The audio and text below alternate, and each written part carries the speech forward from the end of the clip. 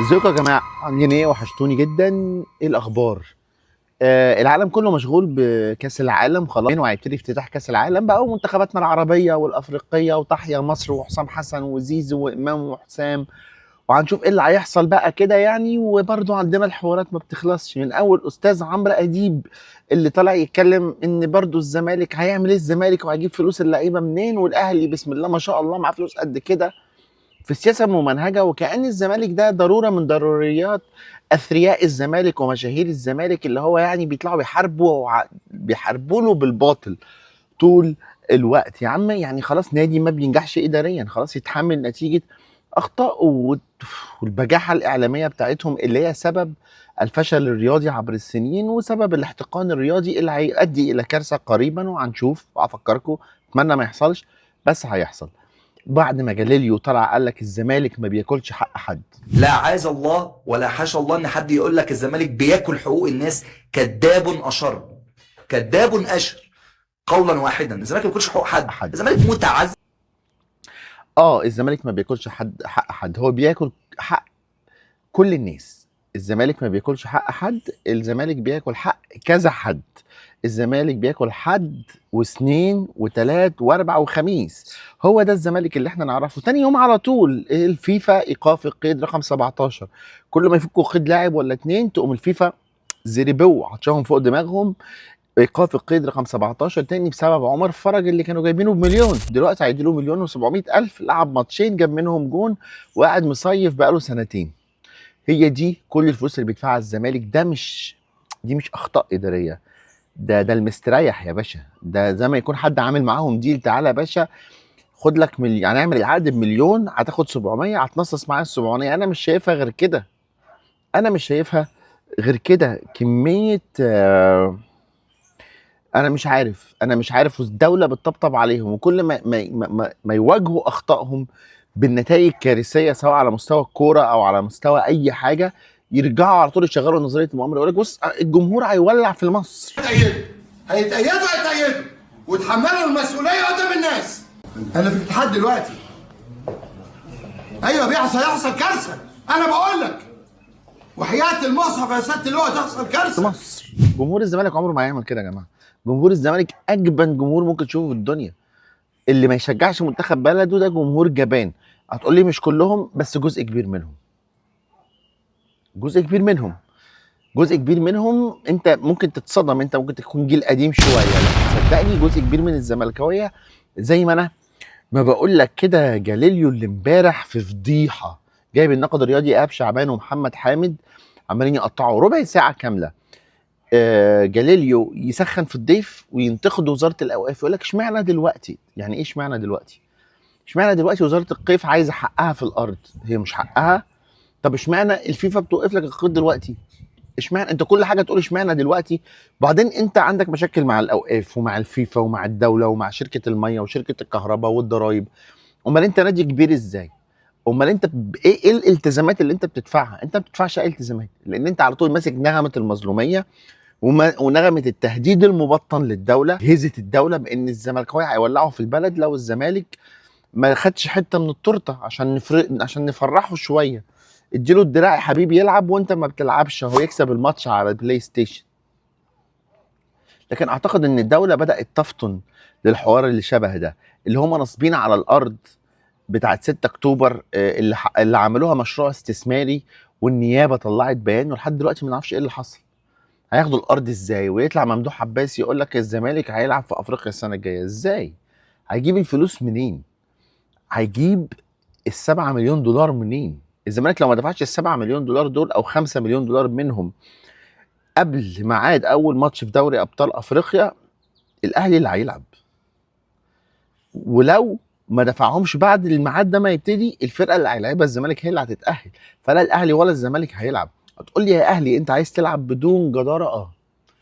بدون جداره، لان انت عارف انت خدت الدوري ازاي. انا منتخب مصر هو اللي كان بيلعب البرازيل، لعيبه الاهلي هي اللي كانت بتلعب البرازيل. عشان كده حضرتك ما بتشجعش المنتخب، عشان كده حضرتك طول عمرك ما بتشجعش المنتخب.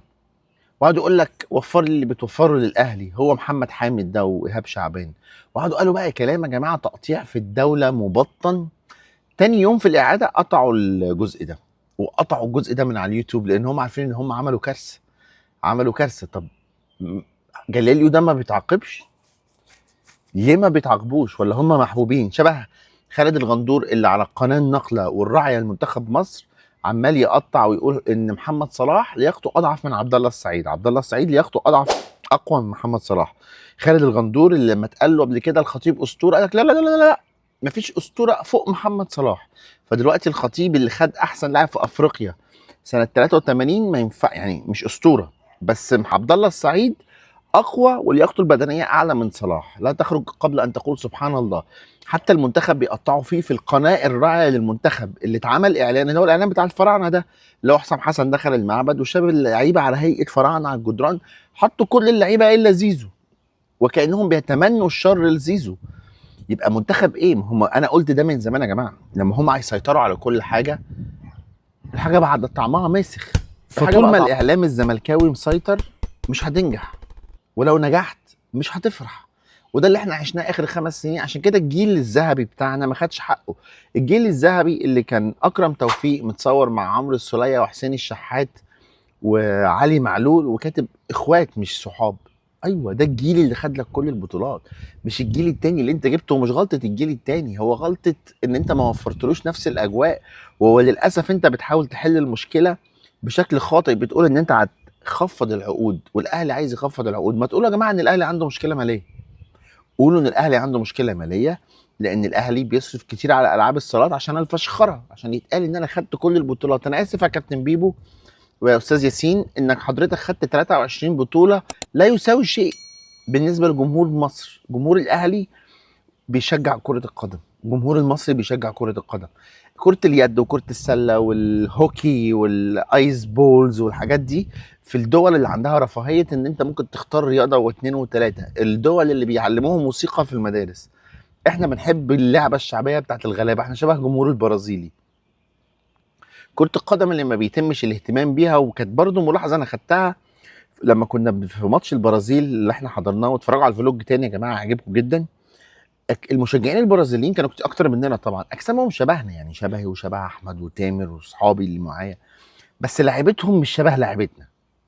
الأجسام فرق أجسام وفرق سرعة. يبقى الموضوع مش موضوع إن هم اتخلقوا أحسن مننا، موضوع إن في حاجة بتتعمل. ممارسة الرياضة الكورة عندهم عالية جدا انما عندنا قليله جدا. الاعداد بيروحوا الفرق بيطلعوا في اوروبا بيشجعوا منتخب بلدهم، ما بيشجعوش الانديه لا وقت المنتخب ما بيلعب. فطبعا كل ده عامل مشاكل. فانت نقي الاعلام، حربك الاصليه مع الاعلام. هم ابتدوا اوريدي مع عموته. شوف بقى رغم عمر فرج والفلوس اللي على الزمالك دي يقول لك عموته بياخد 220، لا بياخد 200. وابتدينا زي ما اتعمل اول السنه اللي فاتت، زيزو بياخد كام ويضربوا دايما الارقام في 3 و4 شبه حسين الشحات اللي كان بياخد 150. ودلوقتي هم على صفحتهم بيكتبوا بص حسين اللي ضحى عشانهم مش راضيين يديله. هو انت كنت بتقول ان حسين ضحى عشاننا ولا انت كنت بتكرهه عشان ضحى عشاننا؟ وكنت بتنكر حته ان هو ضحى عشاننا وتقول ده جاب 5 مليون دولار، فاكرين؟ ب 150 مليون جنيه، فاكرين لما كانوا بيقولوا كده؟ دلوقتي رجعوا تاني علشان يضربوا في زيزو بحسين ويضربوا امام بزيزو ويضربوا زيزو بامام. فاحنا وللاسف سلمناهم ودننا لان احنا سيبنا الاعلام. لازم الاهلي يبقى اقوى اعلاميا، لازم الاهلي يتكلم برزاله اعلاميا. حتى لو هيتوقف كل شويه المذيع بتاعك اطلع خبط، قول اطلع خبط في الحلل وقول كلام شبه اللي بيتقال على قناتهم.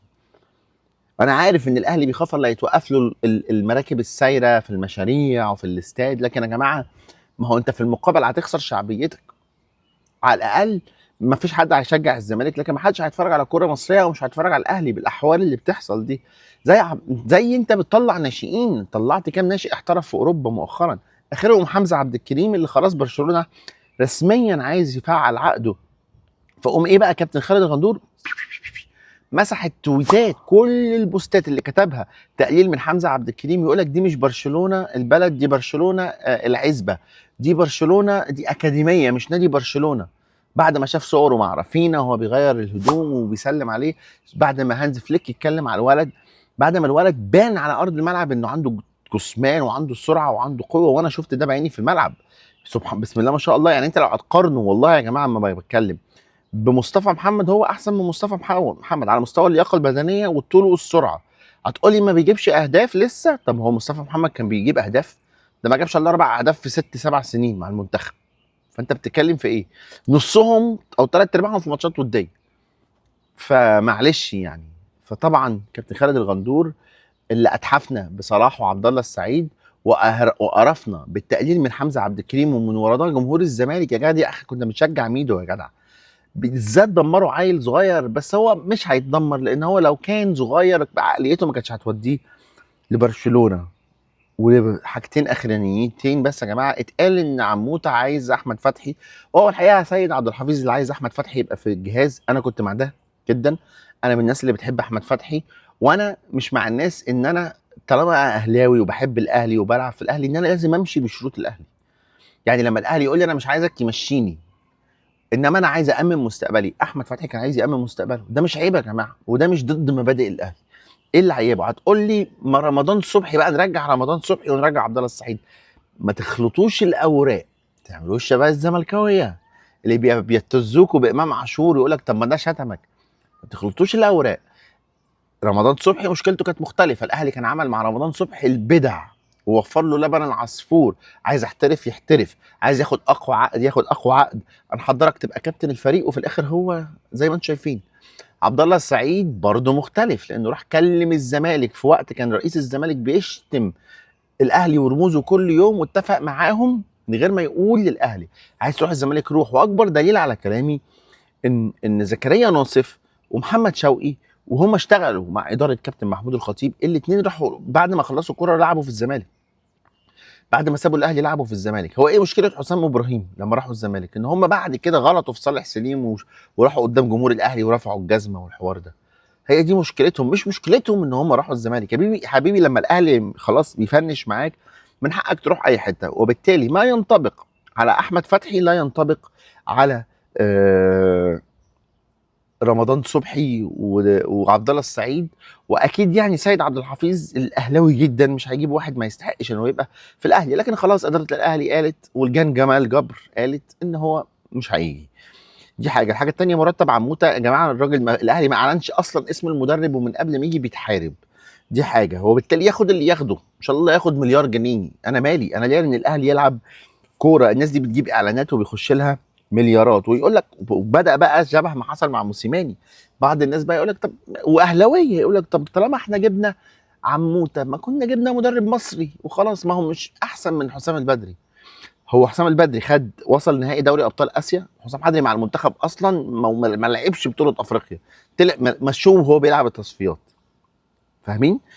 هل هو حسام البدري فاز بالدوري المغربي، حسام البدري فاز بالدوري الليبي والدوري السوداني، ويعني مع احترامي ليهم هم دوريين ضعيفين جدا يعني، وكان بيمرن اقوى انديه فيهم اللي هو طبيعي ياخدوا الدوري. هل حسام البدري خد الدوري مع فرق في الامارات، دوري خليجي؟ لا ما حصلش. هل خد الدوري المغربي؟ لا ما حصلش. هل خد دوري ابطال افريقيا؟ ده هو عموته خد دوري ابطال افريقيا مننا وحسام البدري بيدربنا في وقت كان الاهلي بيطلع نار من بقه وصعب اي فرقه تقف قدامه. لما كسبنا النجم الساحلي 6 في عز تالق وليد ازارو، اتعادل معانا بهدف بن شرقي هنا، ورحنا هناك اتعادلنا 0-0 وخسرنا البطوله.